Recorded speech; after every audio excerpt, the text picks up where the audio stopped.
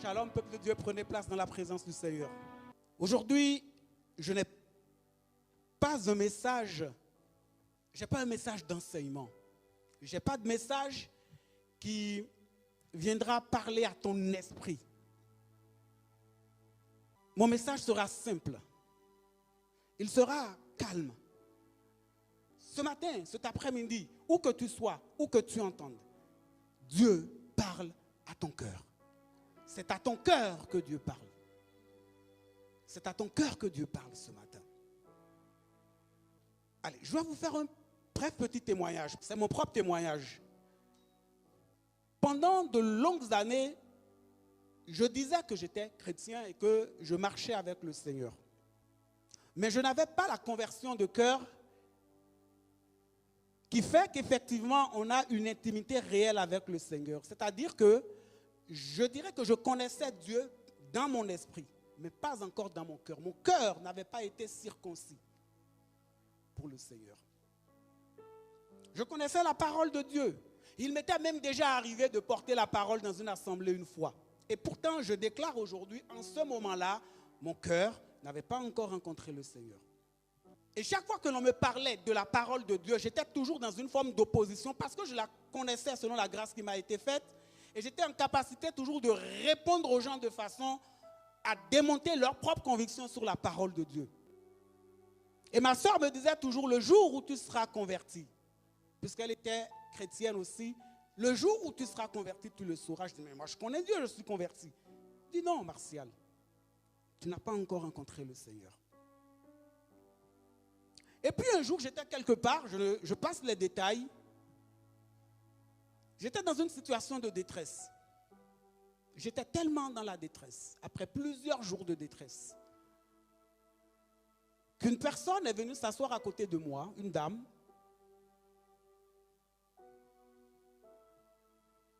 Et elle me dit une phrase, une seule. Elle n'a pas beaucoup parlé après l'introduction et la salutation, me demandant ce que je faisais là. Elle va ouvrir sa bouche et me dire, Dieu t'aime. Tu as un ami, il s'appelle Jésus. Et là, c'est passé quelque chose que vous ne pouvez pas imaginer. Toutes les résistances que je pouvais avoir sont tombées. Toutes les forteresses de mon cœur se sont écroulées. J'ai commencé à pleurer. Nous étions sur une plage. J'ai commencé à pleurer. Et je pleurais. Et je pleurais. Et je pleurais pendant de longues minutes. Parce que ce jour-là, la personne que le Saint-Esprit avait utilisée n'avait pas parlé à mon esprit. Si elle avait parlé à mon esprit, et Dieu savait que si mon esprit était sollicité en ce moment-là, je n'entendrais pas. Mais Dieu a parlé à mon cœur. Il a parlé à mon cœur en détresse, à mon cœur en solitude, pour me dire l'amour de mon Dieu, l'amour de mon Père, et pour me dire que je n'étais pas seul. C'est ce jour-là, en réalité, que j'ai rencontré le Seigneur Jésus-Christ. Dans le cœur, pas dans mon esprit. Et ce matin ou cet après-midi, selon l'endroit où tu m'écoutes, le Seigneur veut opérer quelque chose de particulier dans ton cœur, avec ton cœur. Le Seigneur n'a pas envie aujourd'hui que tu réfléchisses. Le Seigneur a juste besoin que tu t'abandonnes dans ton cœur. Je voudrais que nous prenions en introduction un premier passage, Matthieu 11 au verset 25. En ce temps-là, Jésus prit la parole et dit, « Je te loue, Père, Seigneur des cieux et de la terre, de ce que tu as caché ces choses aux sages et aux intelligents et que tu les as révélées aux petits enfants. » Vous savez ce qui caractérise le petit enfant? Son innocence, sa naïveté, sa simplicité de cœur. Le petit enfant ne réfléchit pas. Le petit enfant écoute et suit. Le petit enfant prend la main de son père et marche avec son père, quelle que soit la direction dans laquelle son père le conduit, sa mère la conduit. Le petit enfant, il ferme les yeux, il fait confiance et il suit. Et ce matin, je voudrais te ramener à cette simplicité. À cette simplicité dans ta relation avec le Seigneur. Je voudrais te remettre. Dieu veut que tu retrouves aujourd'hui ta place d'enfant. Tout simplement. Voilà pourquoi j'ai intitulé mon message « Je suis enfant de Dieu ». Tout simplement. Parce que c'est bien ce que nous dit l'Écriture. Je suis enfant de Dieu. Avant d'aller plus loin, j'aimerais que tu perçoives un tout petit peu la différence entre l'enfant de Dieu, le fils de Dieu et l'adorateur de Dieu. Sachant que tu es les trois. Tu es adorateur, tu es fils et tu es enfant. Mais j'aimerais aujourd'hui que tu regardes l'enfant de Dieu que tu es. L'adorateur, quand il parle, il adore Dieu. La Bible nous dit on adore Dieu. Donc, la posture d'adorateur, c'est la relation que tu as avec celui qui est Dieu.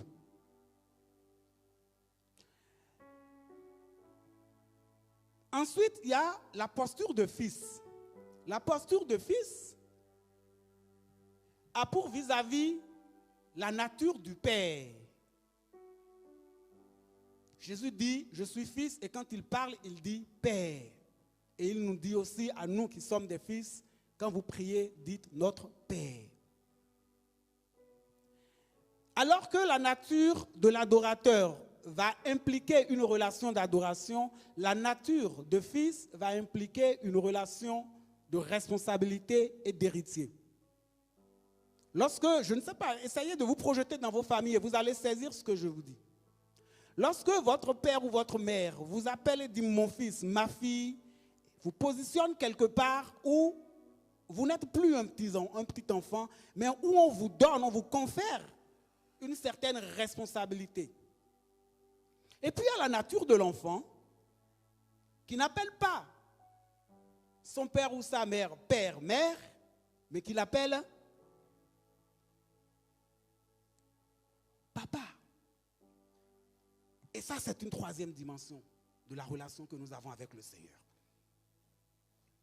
Et aujourd'hui, c'est dans cette dimension que je veux que tu te retrouves.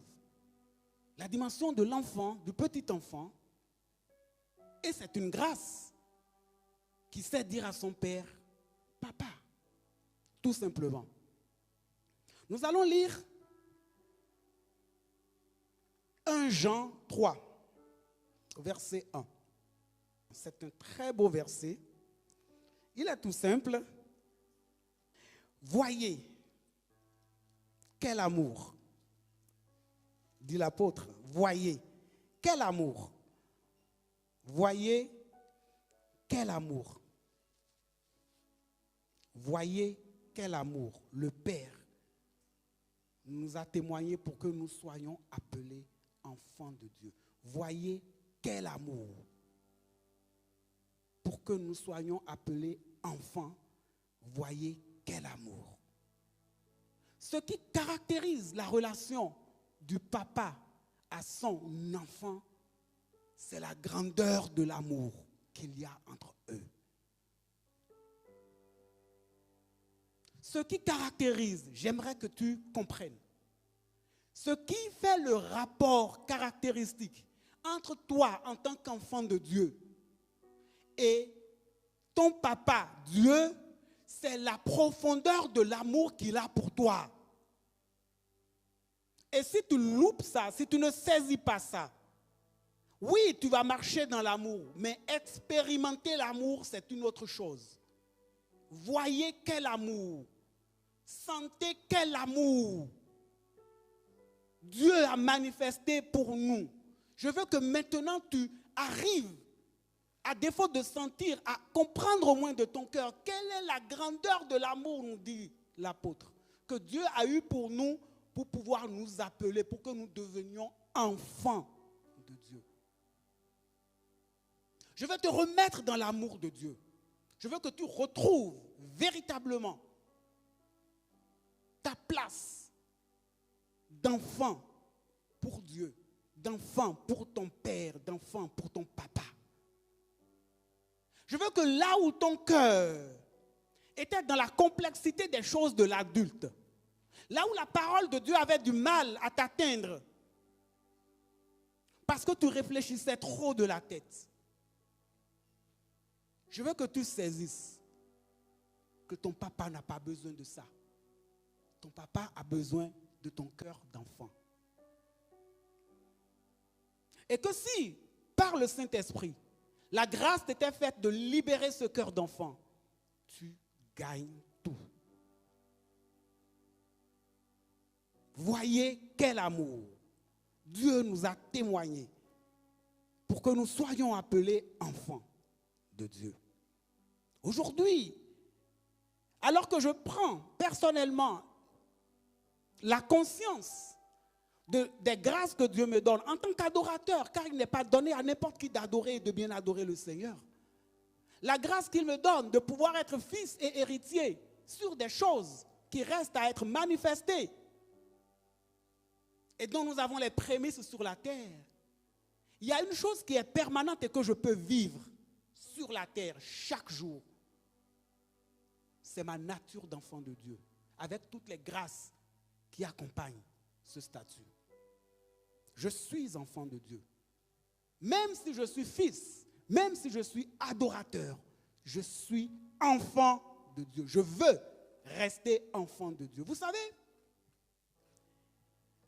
ma fille me dit toujours, lorsque je commence à la mettre en responsabilité sur son comportement, elle se rappelle des moments d'innocence. Et elle me dit toujours, papa, je veux redevenir un enfant. Elle le répète souvent, parce qu'elle se rappelle que quand elle était enfant, mon cœur, qui est resté le même, n'était pas à son endroit, on va dire aussi rigoureux, parce qu'elle était dans l'innocence de l'enfant. Les choses que je pouvais tolérer, accepter, avant, je ne les accepte plus forcément maintenant, puisque maintenant, je lui dis, ma fille, quand je lui parle, je lui dis souvent ma fille, ma fille, ma fille. Et j'attends qu'elle puisse adopter, déjà à son âge, un certain niveau de responsabilité lié à son âge. Et ça, son cœur d'enfant sent qu'elle est en train de perdre quelque chose et elle me dit, je veux redevenir un enfant. Bon. Et je reviens à mon message pour vous dire qu'effectivement, il y a toute une grâce qui est attachée à la posture, à la nature de l'enfant vis-à-vis de son papa, dans la simplicité des choses. Remarquez que lorsque le Seigneur nous appelle, il ne nous appelle pas premièrement à devenir des fils. Il nous appelle à devenir des enfants. Voici ce qu'il est écrit dans l'Évangile selon Jean, au 1er chapitre, à partir du verset 12. La Bible dit, à tous ceux qui l'ont reçu, à tous ceux qui croient en son nom, elle a donné le pouvoir de devenir enfant de Dieu. Elle a donné le pouvoir de devenir enfant de Dieu. Et plus tard, l'apôtre va nous dire que les enfants sont au lait, ils prennent du lait spirituel, et que les hommes faits prennent des aliments solides. Ça veut dire qu'il y a effectivement un processus de maturation où on a envers l'enfant de l'indulgence et envers l'homme fait, on attend beaucoup plus. J'aimerais rester enfant de Dieu toute ma vie et je resterai enfant de Dieu toute ma vie. Je resterai. Parce que je sais maintenant que si je perds cette place, même si je suis fils, même si je suis adorateur, je n'expérimenterai pas Je ne saurais pas éprouver, voilà le mot exact, je ne saurais plus éprouver l'amour de Dieu. Parce qu'avec le Fils, comme je l'ai dit, on est dans la responsabilité et avec l'adorateur, on est dans l'adoration. Avec l'enfant, on est dans l'amour. Voyez quel amour le Père nous a témoigné pour que nous soyons appelés enfants de Dieu. Et donc aujourd'hui, j'aimerais que tu perçoives toutes les grâces qui sont attachées à ta nature d'enfant de Dieu. Afin que tout ce que tu es, toute ton âme, tout ton esprit aspire désormais, quand tu te présentes dans le lieu secret, à véritablement adopter cette place de l'enfant. Il est écrit dans Matthieu 18, au verset 2. Jésus appela un petit enfant et le plaça au milieu d'eux. Il dit, je vous le dis en vérité, si vous ne vous convertissez pas et si vous ne devenez pas comme les petits enfants, vous n'entrerez pas dans le royaume des cieux. Si tu ne deviens pas, si tu ne redeviens pas comme un petit enfant, le royaume des cieux t'échappera. Comme un petit enfant. Comment est donc le petit enfant? Comment donc se comporte le petit enfant pour que je puisse le savoir et me comporter comme lui, afin de ne pas louper cette part qu'est le royaume des cieux? Qu'est-ce qu'un petit enfant? Je disais tout à l'heure, le petit enfant, il fait confiance à son père, à sa mère. Il ne réfléchit pas. Il suit simplement, dans l'innocence. Et je disais que quand on grandit, notre intelligence commence à prendre parfois le pas sur cette innocence-là. Et c'est toute chose qui nous amène à rentrer dans une dimension où justement, l'ennemi a du pouvoir pour enlever des choses de notre vie. Je m'explique. Quand je suis dans le cœur, dans l'amour de mon Dieu, dans l'innocence, vous voyez ma fille, je reviens à elle comme exemple, et je pense que c'est le même exemple pour tous les parents qui sont là. Si ma fille vient me voir, ou si je constate une situation de danger, si minime soit-il, auprès de ma fille, quand elle est enfant, je réagis immédiatement. Lorsqu'elle grandit et qu'elle atteint un certain âge, je ne réagis pas toujours, j'observe, pour voir quelle est sa propre capacité à se défendre, mais je suis en alerte, parce que je sais qu'elle peut avoir besoin de moi. Et quand elle sera plus grande, j'apprécierai plutôt la nature du danger et je répondrai, elle est capable de se débrouiller toute seule, elle peut gérer, toujours en restant en veille. C'est la même chose avec Dieu.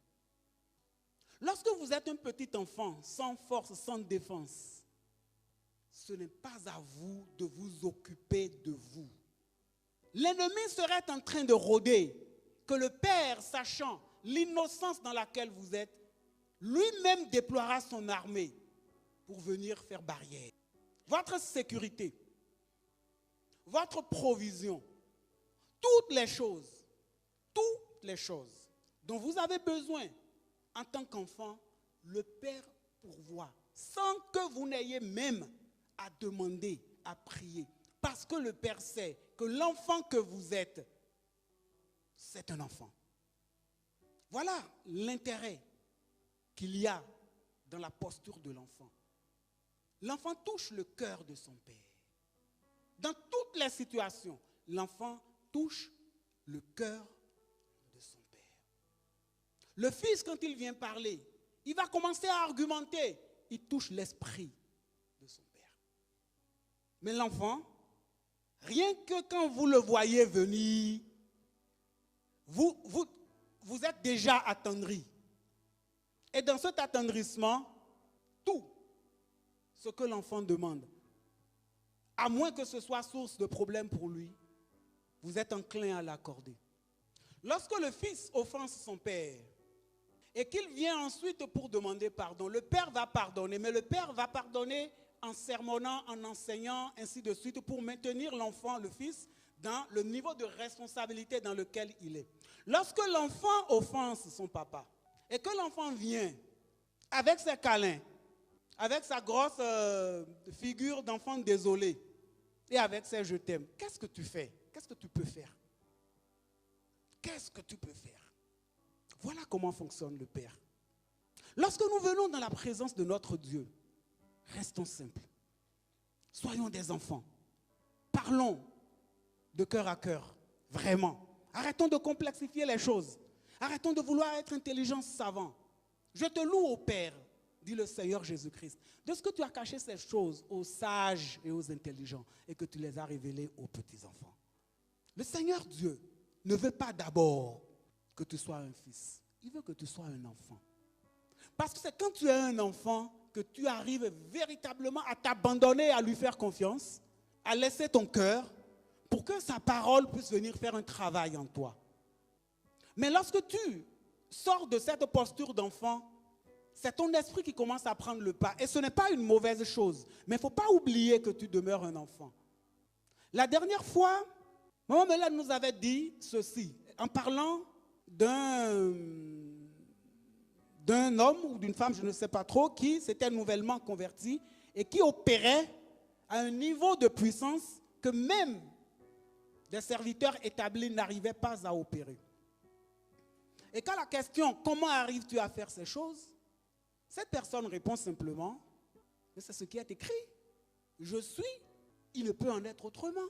Mais en réalité, c'est ça. Le cœur de l'enfant qui ne remet pas en cause la parole de son Père et de son Dieu. J'ai dit l'enfant suit, l'enfant fait confiance et l'enfant suit. Voilà Pierre qui voit sur les eaux le Seigneur Jésus. Si c'est vraiment toi, ordonne et je viendrai. Viens, Pierre. Sans réfléchir, en toute confiance, naïvement, comme un enfant, parce qu'il n'y a qu'un enfant qui puisse voir de l'eau, à qui on dit, sors de la barque, et il sort. Il n'y a qu'un enfant pour faire ça. Un adulte ne peut pas le faire. Sort de la barque et commence à marcher. Et puis là, il se passe quelque chose. Il cesse d'être un enfant, il devient un adulte. Il commence à réfléchir, il commence à constater qu'il marche sur l'eau, il doute et il s'enfonce. À Jésus de lui demander, Pierre, pourquoi as-tu douté? En plus de savoir toucher le cœur du Père, la seconde grâce attachée à la nature de l'enfant, c'est la confiance envers son Dieu. Et c'est là où beaucoup de choses nous échappent. Parce que la parole de Dieu est remplie de tellement de merveilles pour l'enfant que nous sommes, de tellement de grâce, de tellement de bénédictions. Tout ce que nous voulons, tout ce dont nous avons besoin, c'est dedans. Mais pour le saisir, il nous faut avoir le cœur de l'enfant, la foi du petit enfant, la confiance envers notre Père et envers notre Dieu. Il te manque des choses, tu n'as pas à manger chez toi, tu n'as pas de pain pour te nourrir. C'est celui que le Seigneur t'a envoyé, Jésus-Christ. N'est-il pas celui qui, à partir de presque rien, multiplie 5 pains, 2 poissons, 5000 hommes, 12 paniers restants. Je vais trop vite. Le Seigneur Jésus se retrouve avec la multitude. Les apôtres viennent le voir et lui disent, Seigneur, le soir tombe, les gens ont faim, la ville est loin et nous n'avons rien à leur donner à manger. Jésus leur répond, donnez-leur vous-même à manger.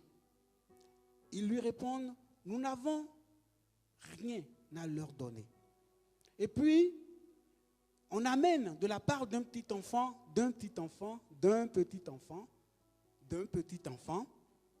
qui avait avec lui de mémoire 5 pains et 2 poissons.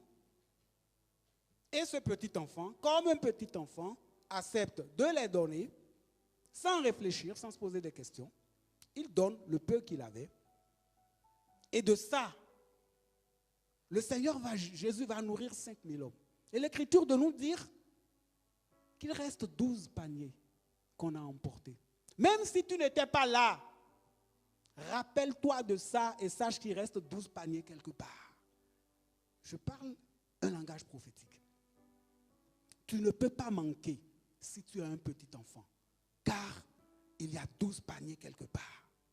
Il suffit juste, tout juste de te rappeler, lorsque tu es dans le besoin, de te rappeler que le Dieu que tu sers, dont tu es l'enfant, a réservé 12 paniers de provisions pour toi. Et qu'il faut juste que tu lui dises, papa, j'ai faim. Ne prie pas de grands mots. Jésus n'a-t-il pas dit, avant même que vous ne vous présentiez devant le Père sait ce dont vous avez besoin. Quand vous priez, ne vous souciez pas de quoi vous allez manger. Pourquoi il dit ça? Parce que la provision est déjà là. Ce n'est pas à vous de vous en soucier. Le Père sait que vous en avez besoin. Venez comme un enfant. Et tu as une maladie qui est là depuis longtemps. Et tu te présentes devant le Seigneur tous les jours. Père Dieu, Père Dieu, Père Dieu, Père Dieu. Comme si le Seigneur était aveugle ou sourd ou muet. Et ton intelligence parle et ta bouche parle. Et tu es dans la foi cérébrale. Au point justement de venir douter parce que tu n'as pas reçu. Mais tu as oublié quelque chose. Tu as oublié cette dame atteinte de perte de sang depuis 12 ans. Qui voyait Jésus passer. Qui touche Jésus et qui est guéri. Et Jésus dit, qui m'a touché? Et à cette dame de répondre, Seigneur, je me suis dit, si seulement je pouvais toucher le bord de son vêtement. Je me suis dit, j'ai dit dans mon cœur, dans une naïveté que l'intelligence humaine ne peut pas expliquer, dans quelque chose qui dépasse l'entendement humain, je me suis dit, cet homme qui passe, si seulement je peux toucher le bord de son vêtement. Alors que ceux qui avaient la foi, je dirais la foi de l'esprit, pouvaient dire, Seigneur, guéris-moi. Seigneur, fais telle chose pour moi. Elle dit simplement, dans toute la détresse qu'elle pouvait avoir, parce que vous n'imaginez pas ce que c'est qu'une perte de sang depuis 12 ans. Vous ne l'imaginez pas sur le plan physique. Les femmes peuvent l'imaginer. Vous ne l'imaginez pas sur le plan social. Elle était bannie depuis 12 ans. Car la loi nous dit que quand une femme a un écoulement de sang, elle est impure. Et cette femme était soumise à la loi. Pendant 12 ans, elle était mise au banc de la société. Et son cœur d'enfant lui dit, si tu peux toucher, tu seras guéri. Lorsque tu es malade, lorsque c'est compliqué pour toi dans ton corps, lorsque tu as du trouble dans ton esprit, lorsque tu sens que dans ta structure humaine quelque chose ne va pas, qu'il y a un désordre, un déséquilibre, lorsque tu vois ou que tu perçois la maladie, ne t'effraie pas, redeviens un petit enfant. Et regarde à cette dame, et regarde à Jésus qui passe, et regarde à Jésus qui est à tes côtés, et touche-le. Touche-le simplement. Dis-toi, si je peux confier ça à Jésus, alors je serai guéri. La Bible ne t'a-t-elle pas dit, ce sont tes meurtrissures, tes infirmités, tes maladies qu'il a portées? Comment donc une maladie peut-elle perdurer en toi? Elle perdure simplement parce que tu n'as pas compris deux choses. Il a déjà porté et il est à tes côtés. Il est avec toi, il est en toi. Et il suffit juste de regarder à lui, comme un enfant, en toute confiance. Tu penses qu'il n'est pas capable. En fait, c'est ça ton problème. Tu pries, mais il y a cette part de doute de l'adulte. Tu penses qu'en fait, il pourrait ne pas être capable. Mais il l'a fait pour d'autres. Pourquoi ne le ferait-il pas pour toi? Pourquoi dans cette confiance d'enfant, le Seigneur n'opérerait pas dans ta vie comme il l'a opéré? N'as-tu pas entendu qu'il est le même hier, aujourd'hui et éternellement? L'Éternel a-t-il changé? Le Seigneur Jésus-Christ a-t-il changé? Pourquoi les choses qui ont été opérées avant, il ne peut plus les opérer dans ta vie? Quel est ton problème cet après-midi? Quel est ton problème? Je ne sais pas. Quel est ton problème? Qu'est-ce qui te chagrine l'esprit et le cœur? Qu'est-ce qui fait que la paix que Dieu t'a donnée n'atteint pas ton cœur? De quoi as-tu besoin? Pourquoi vas-tu prier quand tu te retrouves devant le Seigneur? Qu'est-ce qui te manque ce matin ou cet après-midi selon l'endroit où tu m'écoutes? Qu'est-ce que tu cherches que tu n'as pas encore trouvé et que tu es en train de présenter à l'Éternel depuis longtemps par ton intelligence? Je veux que tu saches aujourd'hui, Dieu est capable. Il n'a pas changé. Et il le fera si tu as le cœur de l'enfant. Je veux que quand tu retournes devant le Seigneur pour présenter cette requête, tu ne la présentes pas par ton intelligence, mais avec le cœur de l'enfant qui vient vers son papa et dont il sait que son papa ne peut vouloir que du bien pour lui. Et que son papa a tout. Et qu'il suffit juste qu'il le demande pour que son père le lui donne. À cause de l'amour que son père a pour lui. Ne te présente pas devant le Seigneur aujourd'hui. Père, j'ai besoin de ceci. Ta parole a dit ça. Non, non, non. Aujourd'hui, sors de ça. En tout cas pour aujourd'hui. Amène simplement devant ton père, devant ton papa. Maintenant, dans ton cœur, dans ton esprit, rappelle-toi de cette chose.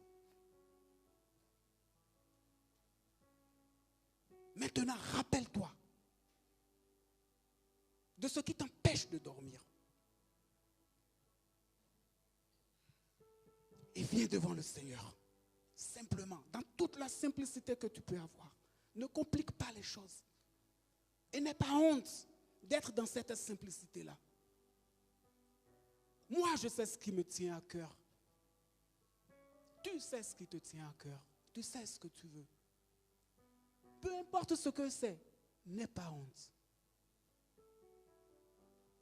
Viens devant le Seigneur. Ouvre ton cœur d'enfant. Dépose ça devant. Rappelle-toi du passage de l'Écriture qui est vis-à-vis, qui est en rapport avec ta situation. Certainement, il y en a, car la Bible est d'une richesse. Rappelle-toi simplement que Dieu l'a fait pour quelqu'un. Quel que soit le problème. Si tu as faim, Dieu a travaillé pour quelqu'un. Si c'est un travail qui te manque, Jésus a donné du travail aux gens. Il a dit, allez travailler dans ma vie, je vous payerai le soir. Si tu es dans une situation où tu n'as pas les papiers, rappelle-toi qu'Israël a été en esclavage dans une terre étrangère et que c'est le Seigneur qui l'en a sorti.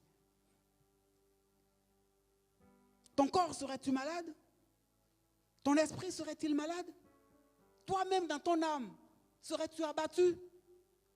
Rappelle-toi du nombre de guérisons que l'Éternel a opéré à travers le Seigneur Jésus-Christ.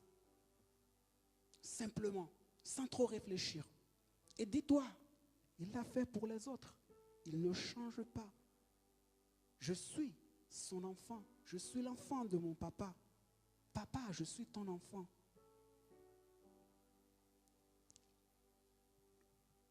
Je vous ai parlé tout à l'heure de mon témoignage.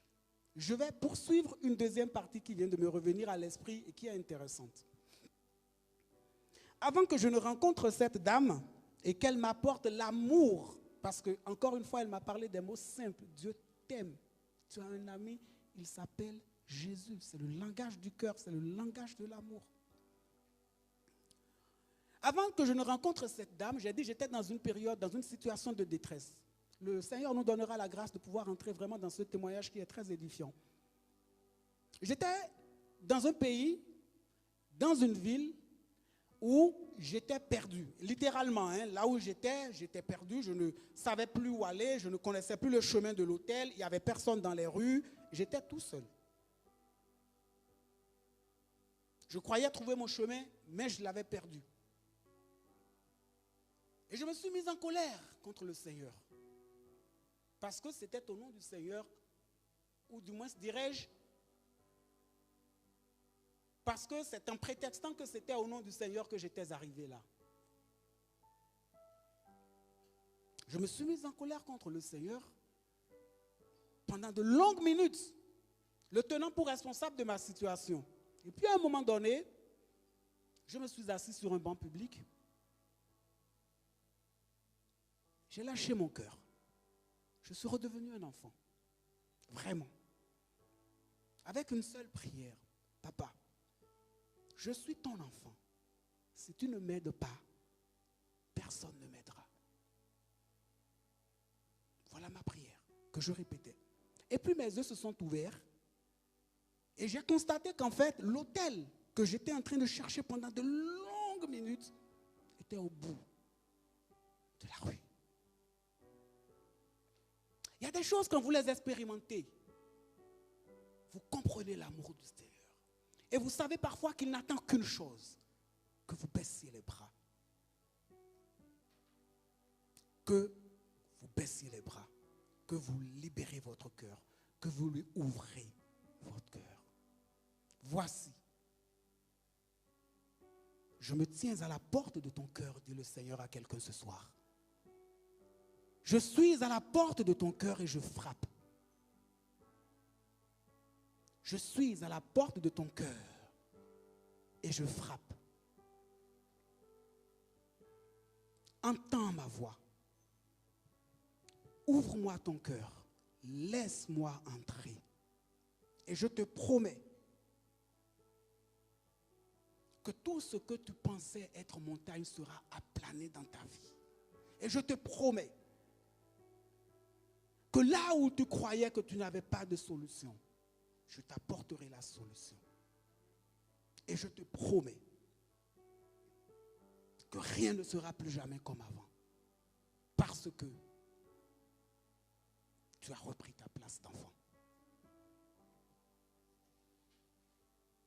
Je vous ai demandé tout à l'heure, chacun pour soi, de repenser à cette chose qui vous turlupine, qui vous rend la vie compliquée, qui arrive parfois à vous assaillir de doutes vis-à-vis de la capacité de l'Éternel à faire, chacun pour soi. Je vous ai demandé de penser à cette chose que vous croyez ne plus pouvoir obtenir, tellement vous l'avez demandé. Et maintenant, nous allons nous lever et nous allons, chacun pour soi, dans le cœur de l'enfant, ouvrir notre cœur au Seigneur et lui présenter cette requête. Et au nom de Jésus, je déclare aujourd'hui que vous allez témoigner ici. Au nom de Jésus.